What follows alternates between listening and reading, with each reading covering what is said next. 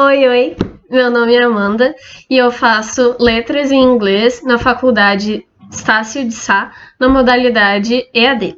E hoje eu vim apresentar o trabalho de PCC sobre História da Educação. O trabalho tem como tema revisando a história e projetando perspectivas futuras. E para isso a gente tinha que escolher um livro de uma criança em idade escolar do ensino fundamental. Eu escolhi esse livro. É o livro do 9º ano, do Ariba Plus História, da editora Moderna, que o meu irmão trabalhou ano passado. Esse livro traz uma linguagem bem fácil e prepara basicamente os estudantes que vão entrar para o ensino médio no próximo ano. Ele trata desde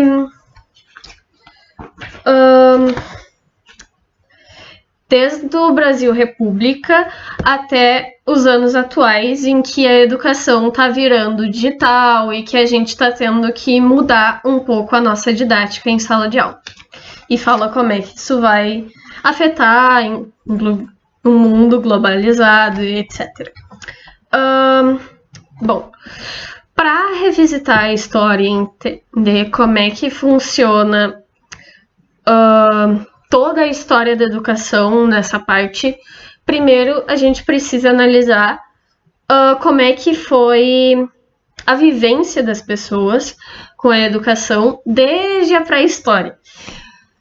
Primeiramente, não tinha uma língua que se saiba, mas eles se comunicavam e tinham um líder principal. Normalmente era o mais forte ou o mais velho que liderava as coisas. Mas eles tinham essa hierarquia, digamos assim, de respeito e tal. E as coisas de cultura eram passadas de geração em geração. E não dá para se dizer que muita coisa se vive até hoje, mas a gente tem indícios disso no nosso corpo. Mas isso é história para outro dia.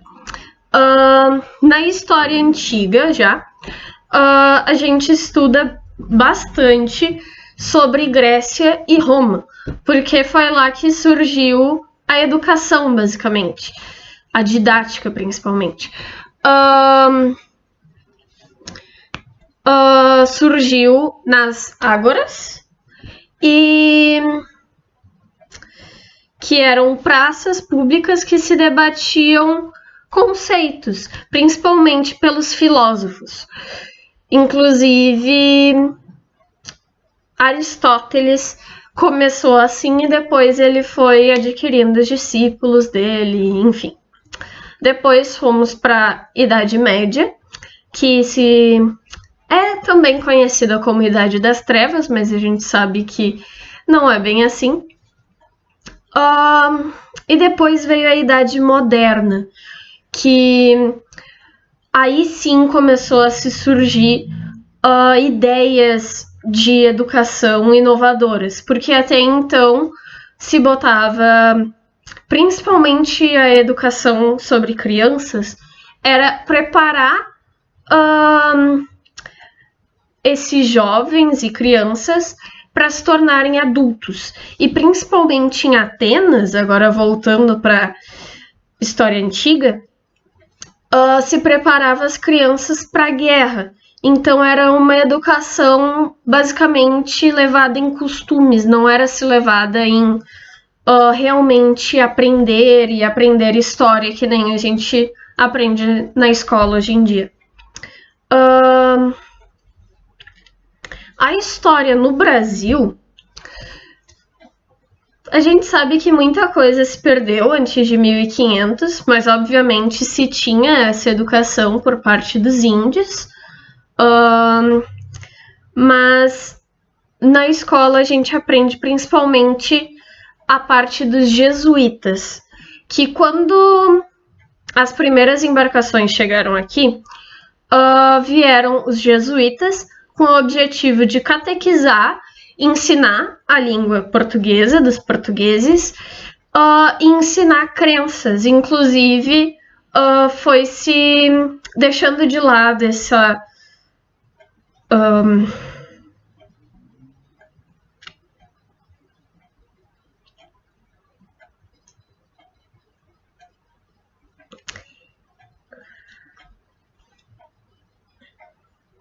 alguns costumes indígenas foram sendo deixados de lado porque os índios eram escravizados e depois vieram os negros e também aconteceu isso. Eles tiveram que seguir os costumes dos portugueses, dos donos das terras.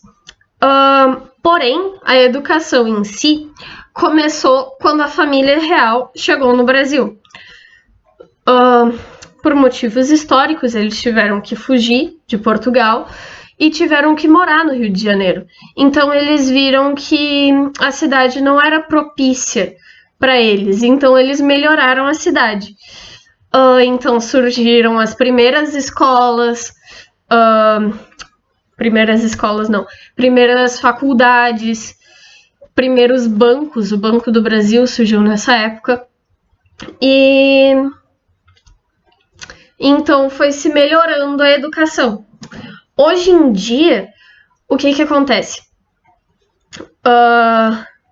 Com Piaget, na Idade Moderna e vários outros pensadores, a gente evoluiu muito.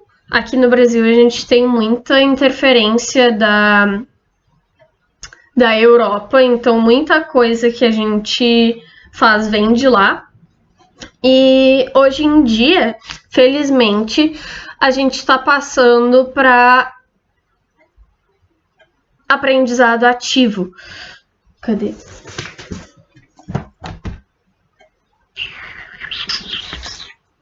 Isso. A gente tem passado para o aprendizado ativo, em que antigamente se trabalhava com metodologias passivas, inclusive eu tenho 18 anos, na época da minha avó e um pouco do meu pai, se trabalhava os professores em cima de um palquinho em que o que ele falava era a verdade absoluta. E a partir da minha geração, principalmente, eu estudei numa escola bastante inovadora que trabalhou com metodologias ativas, entre elas que a gente trabalhava muito com projeto. Então, era trabalhado uma situação problema, isso é aprendizagem baseada em problemas, a ABP, e a partir disso a gente tinha que criar projetos para melhorar nossa realidade. E com isso eu sinto que eu aprendi muito mais, porque a gente vê melhor a nossa realidade e vê que isso realmente é útil, ao contrário do só decoreba, enfim. Então, para mim, esse eu acho que vai ser o futuro da educação, trabalhar bem mais com metodologias ativas e agora, durante a quarentena, também trabalhar com internet e trabalhar EAD. Acho que vai surgir bastante não em escolas normais, mas cursos, enfim, vai ser trabalhado muito o aprendizado, o ensino híbrido, que o aluno aprende um pouco com o professor e depois aprende em casa, complementa esse estudo. E também, até na minha geração, a gente trabalhou muito com internet, até na minha escola de ensino fundamental. Então, acho que esse é o futuro. E é isso, acho que essa é a minha reflexão sobre a história da educação daqui para frente. Com certeza, a pandemia que a gente está vivendo vai mudar muito. E, enfim, esse é o livro que eu trabalhei. E obrigada. Beijo. Começou? Ninguém sabe. Venho do futuro, acabei de reassistir o vídeo e percebi que faltou 3 coisas que eu queria ter falado e acabei não falando, que fazem bastante diferença e afetaram bastante a história mundial e, consequentemente, a educação. Foram, em primeiro lugar, as guerras que aconteceram